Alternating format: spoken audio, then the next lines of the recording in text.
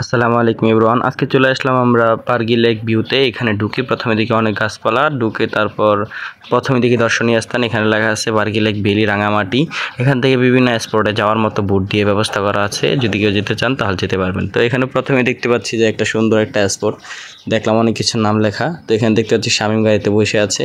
তো সে হচ্ছে বড় ব্লগার, সে রাত্রে 3টার রিপোর্টার, ব্লগার না সরি, ও হচ্ছে রিপোর্টার। রাত্রে 3টা বাজে সে ভিডিও বানায়, ব্লগ বানায়। তো আপনি দর্শকের উদ্দেশ্যে কিছু বলেন।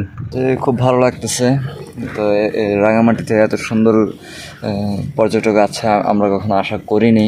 তো খুব ভালো লাগতেছে এদিকে এসে। যারা যারা তুমি হয়তো আমাদের ভিডিও ফুটেছে, আমাদের যে দর্শনীয় স্থানগুলো তুলে ধরছো, এগুলো আমাদের যারা রাঙামাটিতে আছে তাদেরকে দেখাবা এবং বাইরের যারা আছে তাদেরকে দেখানোর চেষ্টা করবা। সকালে আসার জন্য আমাদের রইল। তো একটু সামনে গিয়ে দেখি লেখা আছে এখানে ওয়েলকাম টু বার্গি লেক। তারপর দেখি যে একটা ফুলের টপ দেওয়া, খুব সুন্দর। আসসালামু আলাইকুম। তো এখন আছি আমরা বার্গি লেক ভ্যালি।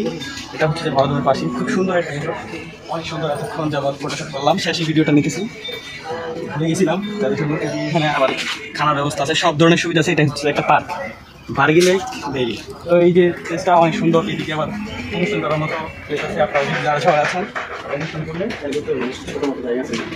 খুব সুন্দর একটা প্লেস, আমার অনেক ভালো লাগছে, মনোমুগ্ধকর। তো আমি এখন আবার আপনাদেরকে বাকিগুলো দেখিয়ে দিয়েছি। তো এই দিক দিয়ে আবার বিভিন্ন ধরনের স্পট আছে, যেগুলো দেখতে পাচ্ছেন। এটা হচ্ছে স্টেজ বিভিন্ন কনসার্টের জন্য। তো খুব সুন্দর, এদিক দিয়ে অনেকগুলো ঘর আছে, যেখানে লেখা আছে বার্গি লেক ভিউ।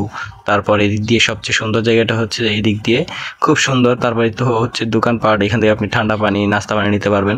তারপর এটা হচ্ছে ওয়াশরুমের রাস্তাটা খুব সুন্দর। তো সবাই ভালো থাকবেন, আসসালামু আলাইকুম।